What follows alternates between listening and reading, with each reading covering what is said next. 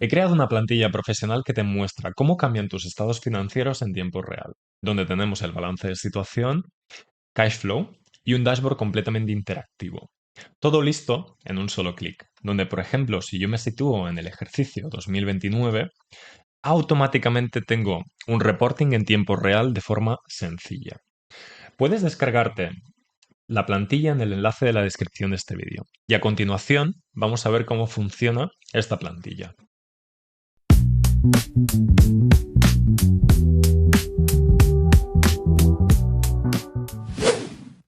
Vamos a empezar desde los financials. En los financials, como sabéis, tenemos pérdidas y ganancias, tenemos el balance de situación y tenemos nuestro cash flow. Por ejemplo, situándonos en la parte del cash flow, observaremos que en efecto todos los cash flows son positivos. Si yo, por ejemplo, me cambio de escenario, porque aquí tenemos una multivariable que es muy interesante, que es un estocástico. Y ahora comentaremos qué es esto del estocástico. Pero no es más que una medida de sensibilidad que nosotros hemos informado previamente. Si hemos informado de una serie de variables del estocástico donde tenemos un escenario óptimo, pues todos los cash flows son positivos. Mientras que si nos encontramos en un escenario muy pesimista, pues observaremos que los cash flows empiezan a ser negativos. Lo mismo ocurre con la cuestión de la inflación. En efecto, puedo justificar o proyectar una posible inflación porque hay un efecto macroeconómico que hace que todos los precios aumenten como consecuencia, por ejemplo, de una guerra o una coyuntura económica grave donde tenemos escasez o simplemente pues que los precios suben por una determinada cuestión, con lo cual esto también cambia si yo lo sitúo al 2%. Todo esto está supeditado a nuestros workings. Los workings será donde vamos a trabajar todos los elementos fundamentales y necesarios para construir esos financials que automáticamente se irán distribuyendo en función de la información que tengamos en los workings. El apartado de Revenues and Incomes tendremos lo que viene siendo el precio de la venta y luego estas son las unidades que nosotros estimamos que vamos a vender. Del mismo modo, tenemos una asunción de crecimiento. Esta asunción de crecimiento está supeditada a los escenarios. En un escenario óptimo, estoy diciendo que voy a crecer a este ritmo. Este ritmo de crecimiento está supeditado a su vez al estocástico, que lo tenemos aquí. Por ejemplo, aquí tengo que informar cómo voy a crecer en términos porcentuales. Puede ser que me interesa a lo mejor crecer un 15, 18, 18, 20 y 15% del mes de mayo al mes de septiembre, porque a lo mejor nuestro modelo es mucho más estacional. O puede ser que crezca de otra forma, un ritmo diferente en función de vuestras necesidades. La idea es esa. En función del escenario, tengo unos estocásticos y por lo tanto unos crecimientos que he informado previamente.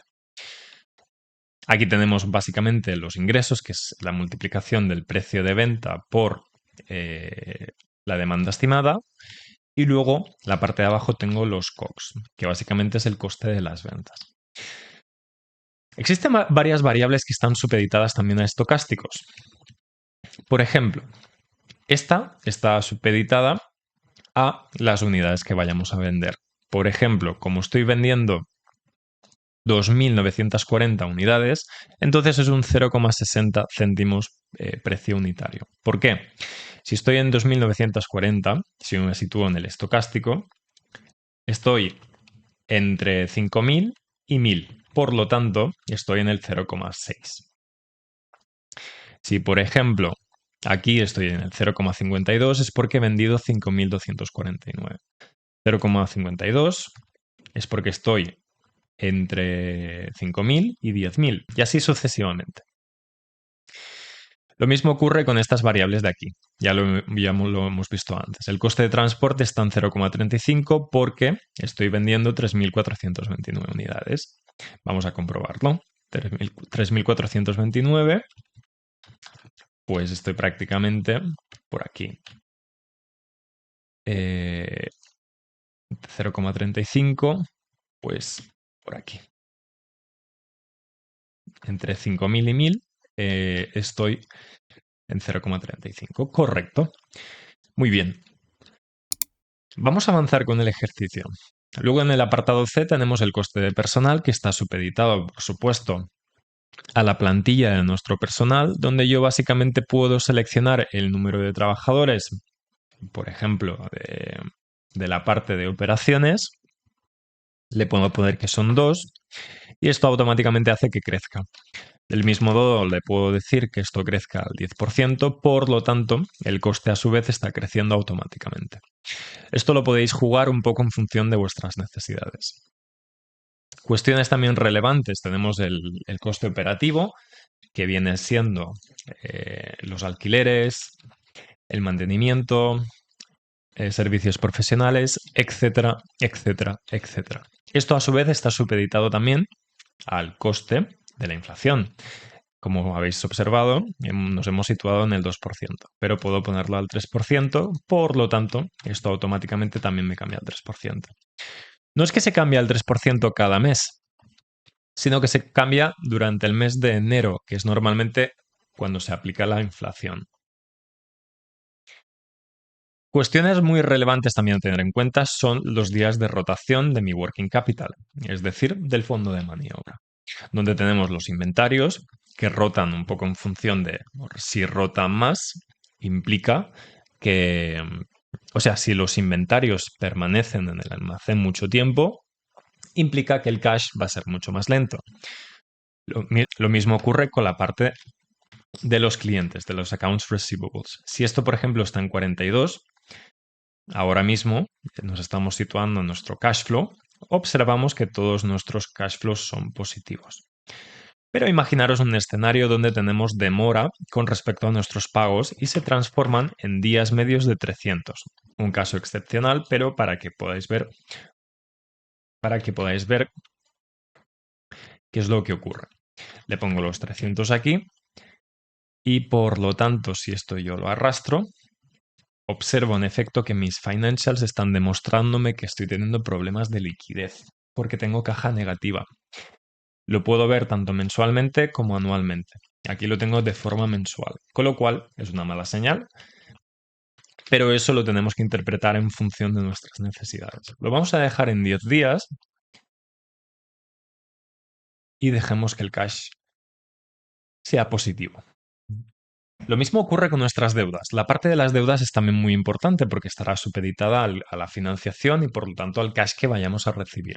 Estamos diciendo que, por ejemplo, en enero del 2026 hemos recibido 800.000 euros a un tipo de interés del 10% y a 72 meses. Podemos cambiar la variable de lo que viene siendo el importe del préstamo, su tipo de interés y los meses de duración. Fijaros que todo esto lo tenemos vinculado a nuestras deudas. Como hemos dicho, estamos a 800.000 euros de préstamo a 72 meses a un 10%, por lo tanto ya tenemos el cuadro de amortización automáticamente generado. Pero podemos generar más cuadros de amortización y todo esto lo tenemos aquí.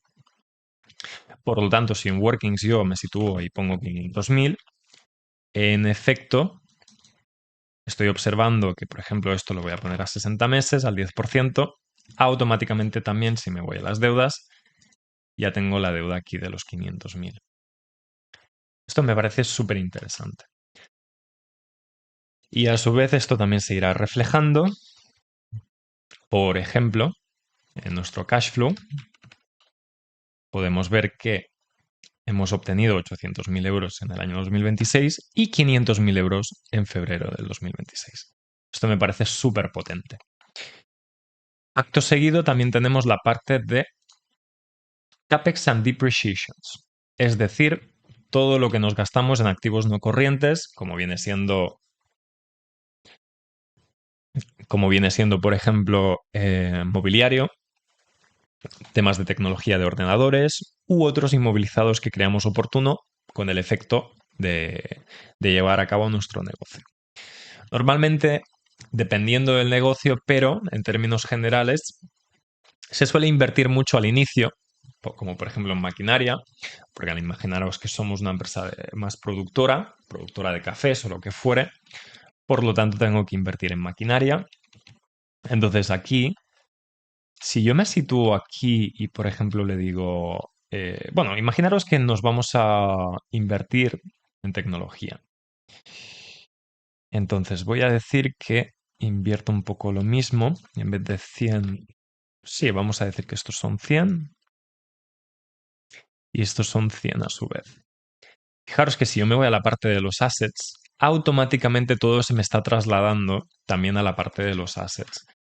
Aquí tengo una lectura y básicamente lo que me está diciendo es cómo se están amortizando esos activos que yo previamente he informado en mis workings. Así, por ejemplo, si yo esto lo sigo arrastrando, pues básicamente los assets también se me está colocando por aquí.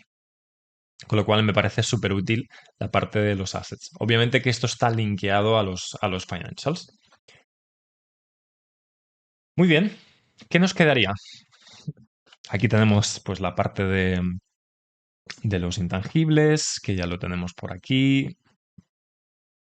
Aquí es básicamente lo que nos está diciendo es la evolución de los activos que irán en nuestro balance. Esto no lo tocamos, es simplemente unos cálculos que ya están realizados. Ya lo tenemos directamente en el apartado de nuestro balance, es decir, el cómo se mueven nuestros activos en función de lo que vayamos poniendo en los workings.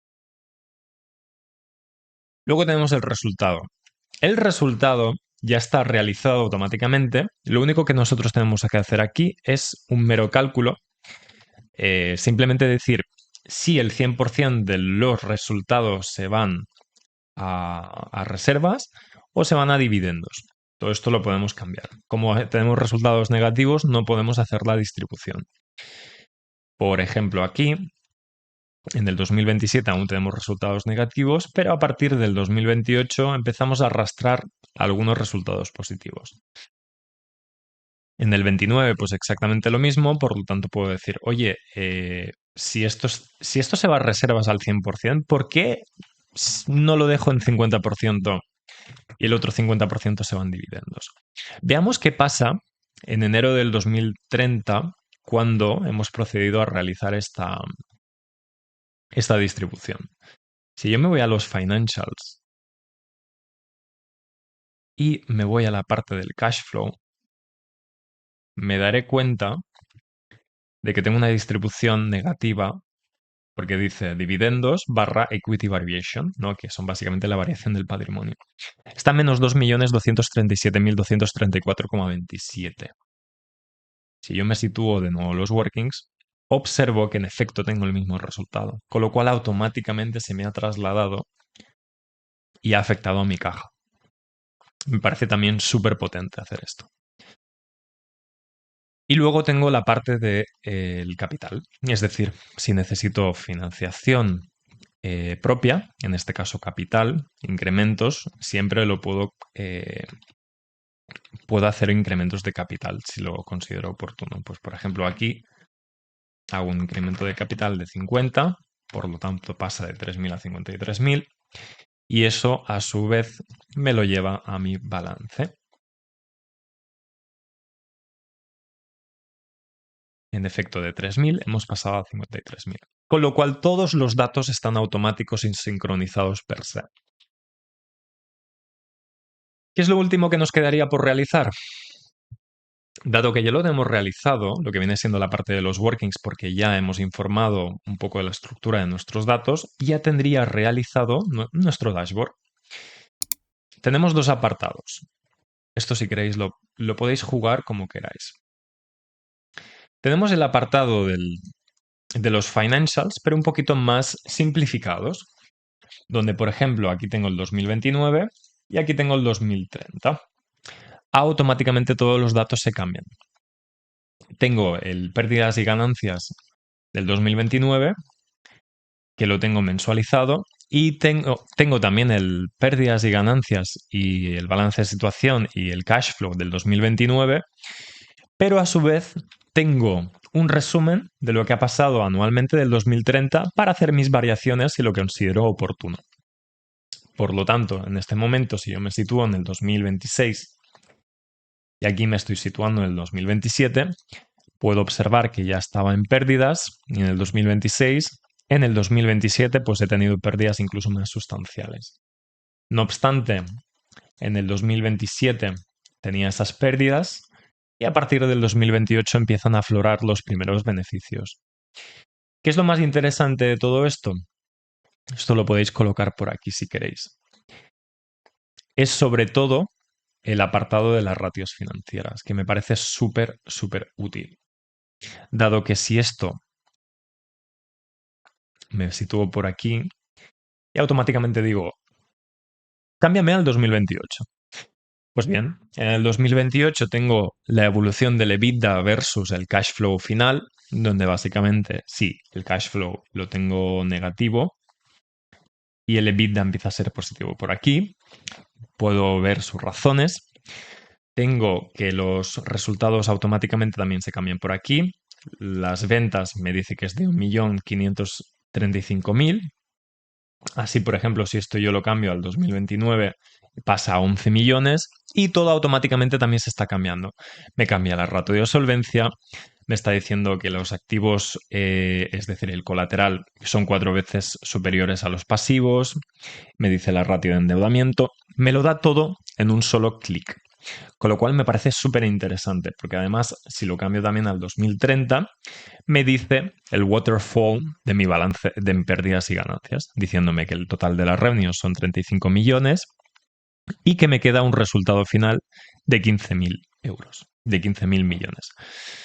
Con lo cual, en un solo clic hemos tenido el reporting tanto de nuestras ventas como de nuestros costes, como por ejemplo de la fluctuación de nuestro balance, lo tenemos todo en una sola pantalla. Si queréis descubrir cómo funciona esta plantilla, os lo dejo en la descripción de este vídeo. Espero que os haya gustado y nos vemos para la siguiente.